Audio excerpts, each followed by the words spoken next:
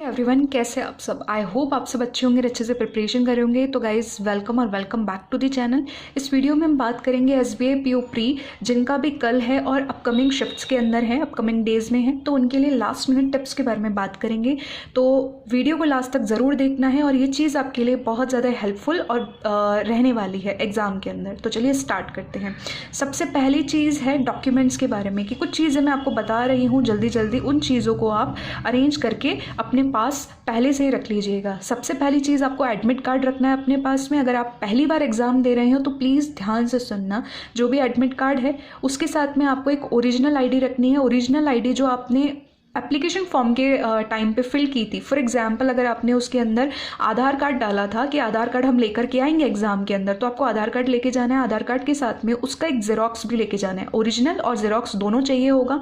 साथ में अगर आप ट्रैवलिंग करके एक स्टेट से दूसरे स्टेट में जा रहे हैं तो 2 आईडी रख लेना। एक तो आधार कार्ड रखना ही है और साथ में आप कोई सा भी दूसरा वैलिड आईडी रख सकते हैं।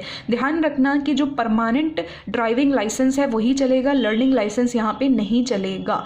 ठीक है। साथ में तीसरी चीज़ आपको रखनी है कोविड डिक्लेरेशन फॉर्म, जो कि एडमिट कार्ड के साथ में आता है। उसको आपको रख लेना है अपने पास में। ठीक है।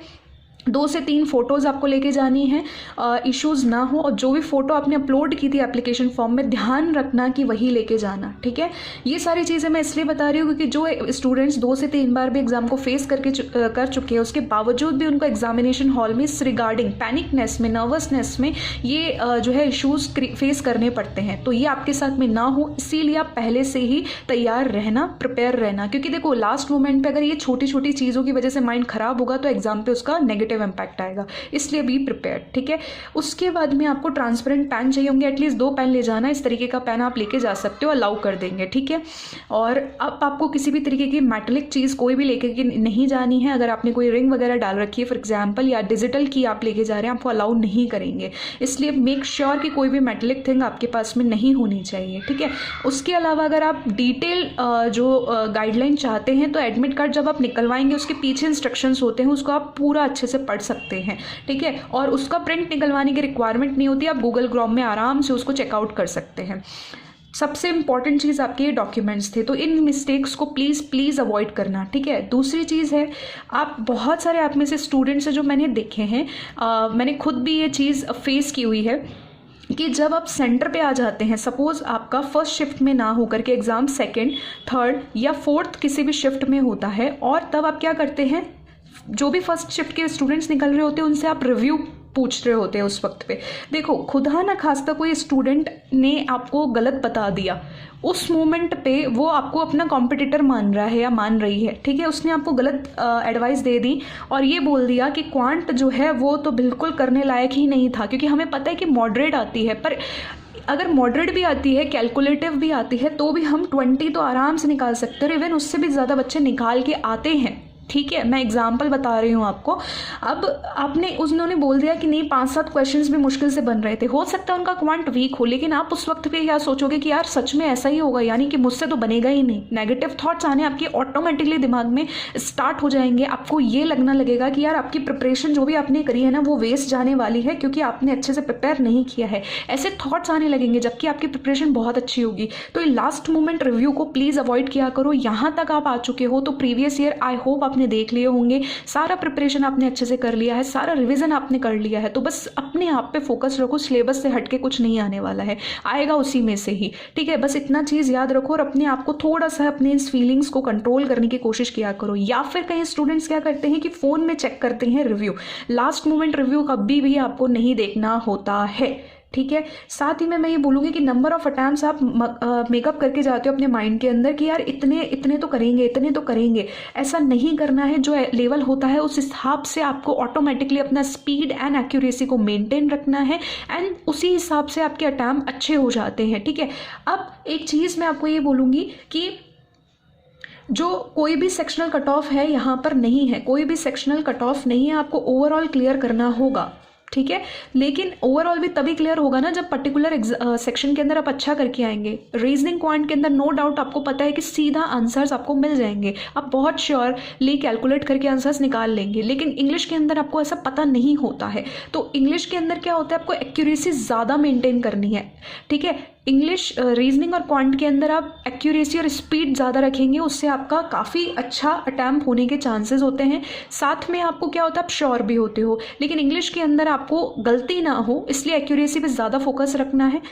अगर नंबर ऑफ अटैम्प्ट्स आपके 20 के आसपास भी हो जा रहे हैं विथ एक्यूरेसी तो मोर देन इनफ होते हैं। हालांकि इससे कहीं ज़्यादा भी अच्छे हो सकते हैं, डिपेंड करता है एग्ज़ाम के लेवल पर। देखो पीओ लेवल का है तो आप थोड़ा मान के चलें कि थोड़ा सा जो है वो इजी टू मॉडरेट रहेगा, लेकिन मॉडरेट लेवल हम मान के चल सकते हैं, ठीक है, बट डुएबल रहेगा चीज़ें। तो थोड़ा इस चीज़ से पहले ही आप अवेयर होके जाना। अब वो रियल जो एग्ज़ाम लेवल है वो तो कल ही हमें मालूम चलेगा। तो हर तरीके से अपने माइंड को एकदम मेंटली स्ट्रांग रखिए, अपने आप को बिल्कुल जो है क्लियर रखिए चीज़ों को लेकर के, ठीक है। उसके बाद में तीसरा है कि हाउ टू अटैम्प्ट, एग्ज़ाम को अटैम्प्ट कैसे करना है।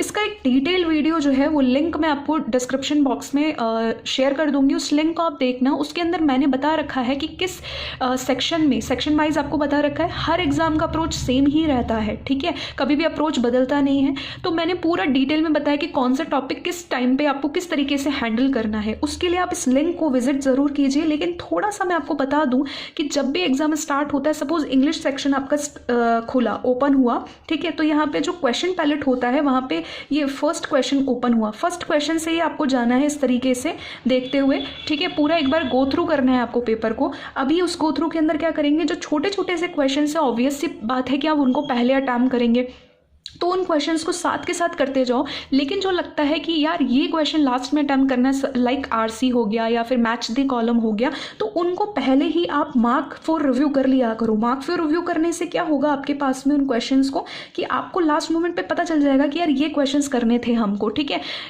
लेकिन उसके बीच में अगर आपको लगता है कि कोई क्वेश्चन ऐसा है जो टोटली स्किप करना है, कि उसको ना तो मार्क फॉर रिव्यू की आवश्यकता है ना ही दोबारा उस पर जाने की जरूरत है, क्यों, क्योंकि वो टोटली स्किप ही करना है, तो उससे आप जो है एक तरीके का आपको ये बेनिफिट रहेगा कि बार बार किसी क्वेश्चन पे स्विच करने के आपको देखने की जरूरत नहीं पड़ेगी। आपको सिंपली पता है कि आपने कुछ क्वेश्चन साथ में कर लिए जिनको मार्क फॉर रिव्यू कर लिया, बस आपको उस पर ही जाना है। तो इससे आपका टाइम वेस्ट होने से बचेगा और मैक्स टू मैक्स एक्यूरेसी के साथ आप इस जो है अटैम्प्ट कर पाओगे, ठीक है। तो इस चीज़ को आप हर सेक्शन में फॉलो कर सकते हो। तो ये चीज़ मैं आपको बता दे रही हूँ। चौथी चीज़ इंपॉर्टेंट ये है कि आपको स्किप मैथड यूज़ करना है। जब आपको लग रहा है कि ये क्वेश्चन, सपोज फॉर एग्जाम्पल आप छोटे छोटे से क्वेश्चन कर रहे थे, अप्रॉक्सीमेशन की बात कर लेते हैं, उसमें कोई एक ऐसा क्वेश्चन आ गया या रॉन्ग नंबर सीरीज के अंदर कोई ऐसा क्वेश्चन आ गया जो आपको लग रहा है लॉजिक फाइंड नहीं हो रहा है, इमीडिएटली छोड़ दो उसको, बिल्कुल छोड़ दो। लास्ट में टाइम बचे तो उसको कर लेना, अदरवाइज बिल्कुल छोड़ देना उसको। उसकी जगह पे आप हो सकता है कि 2 से 3 क्वेश्चंस और कर जाते, ठीक है, टाइम वेस्ट नहीं करना है। तो ये चीज़ को आप थोड़ा ध्यान रखें। तुक्का अगर आप लगाएंगे और मैक्स टू मैक्स अगर आप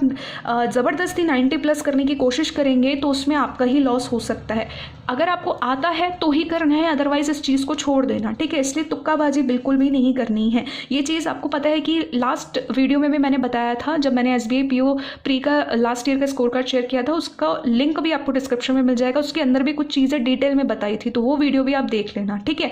तो उसमें भी मैंने ये बताया था कि अगर एक मार्क्स जो है वो पास करने के लिए, क्लियर करने के लिए कितना ज़रूरी है। अगर ज़रूरी है तो please kindly avoid it, okay.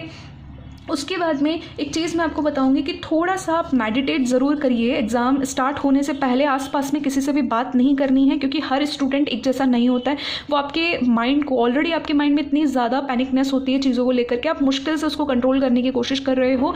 लेकिन फिर भी आसपास के स्टूडेंट्स या तो प्रीवियस एग्जाम्स की बात करेंगे, प्रीवियस रिजल्ट्स की बात करेंगे, आपकी लाइफ सिचुएशंस पे बात करने लगेंगे, जिसको काइंडली अवॉइड करना है आपको। इसलिए आपको क्या करना है, जस्ट मेडिटेट करना है उस मोमेंट पे, किसी से भी बातचीत नहीं करनी है। ये चीज़ अगर आपने फॉलो कर ली तो ध्यान रखना आपका एग्जाम बहुत ज़्यादा अच्छा होने वाला है, ठीक है। उसके बाद में लास्ट मोमेंट पे आपको कुछ भी नहीं पढ़ना होता है, लास्ट मोमेंट पे आपको कुछ भी रीड नहीं करना होता है, कोई एक्सपेरिमेंट नहीं करना होता है। जो भी स्ट्रेटजी आपने थोड़ा बहुत, जो भी एक्सपीरियंस से अपना बनाया है, उसको प्लीज़ फॉलो कीजिएगा। एग्ज़ाम के अंदर जाकर कोई एक्सपेरिमेंट मत कर देना। हो सकता है कि फॉर एग्जाम्पल आप जो है रीजनिंग सेक्शन के अंदर पजल लास्ट में करते हो, अब एग्ज़ाम में आपने एक्सपेरिमेंट कर डाला कि पहले पजल स्टार्ट कर दिया आपने, तो ये गलती मत करना। इससे आपको लॉस हो सकता है, आपके नंबर ऑफ अटैम्प्ट्स भी कम हो सकते हैं, साथ में गलती होने के चांसेस बहुत ज़्यादा हाई हो जाएंगे, ठीक है। तो ये चीज़ अवॉइड कर देना।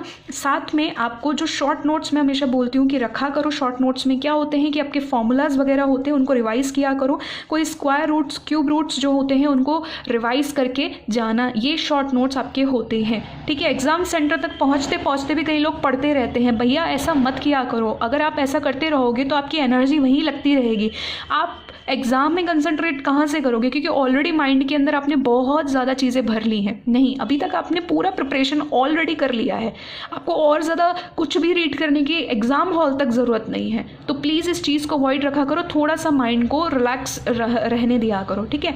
तो आई होप कि आपको सारी चीज़ें क्लियर हो गई होंगी।